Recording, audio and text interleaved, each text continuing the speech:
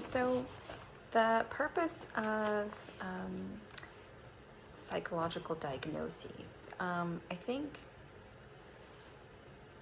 it serves to help find a treatment plan for a client, including pharmaceuticals and therapy.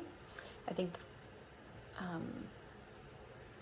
it's beneficial for insurance companies and for payment of services and reimbursements.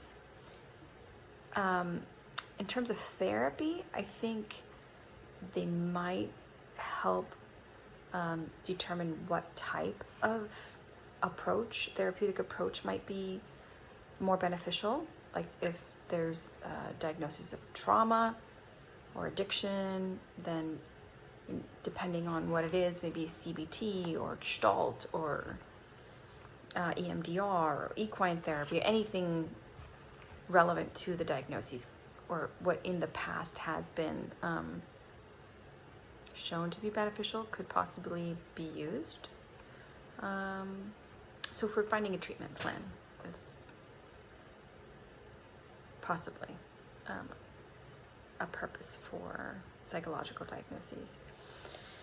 How are they used in healthcare? Well, as mentioned, in order to find a treatment plan.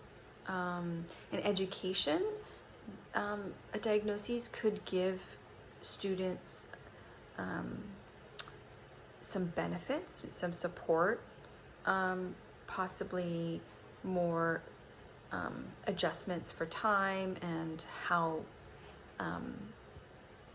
and other ways that they could be assisted in their learning and test taking. That could be also a benefit.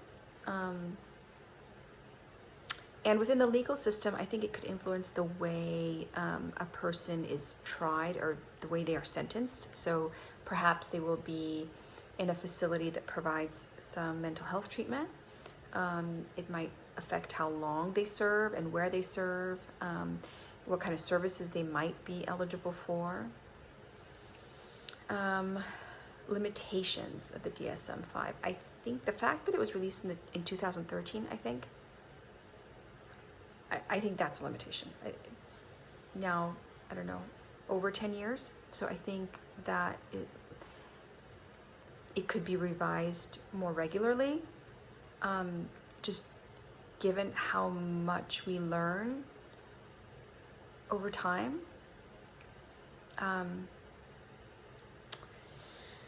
And if that doesn't get included at a regular frequency, then we could be diagnosing people based on things that might not be relevant anymore or outdated.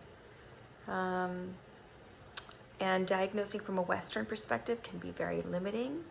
There are so many different worldviews that need to be considered.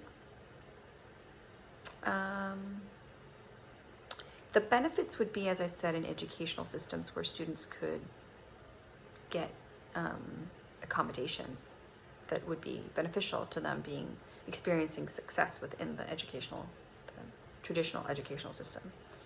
And within the legal system, people being given treatment and being viewed as needing help instead of being bad.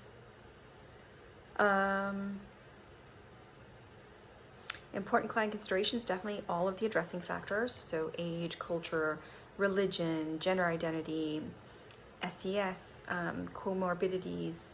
I think some possible consequences of not addressing that would be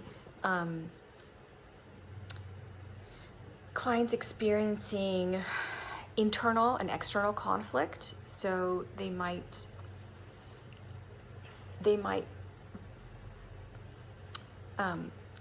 believe the therapist, take on their view, and see themselves as pathologize themselves and pathologize their family, their community. So it may not be helpful. It actually can be detrimental if a person's worldview and their addressing factors are not taken into consideration when delivering diagnoses. So an example of that I thought would be like codependency. If somebody from a collectivistic community described their situation and then was labeled as codependent, and then maybe advised from a Western perspective, that might create a lot of conflict. So definitely considering the diversity within our client population and the addressing factors, and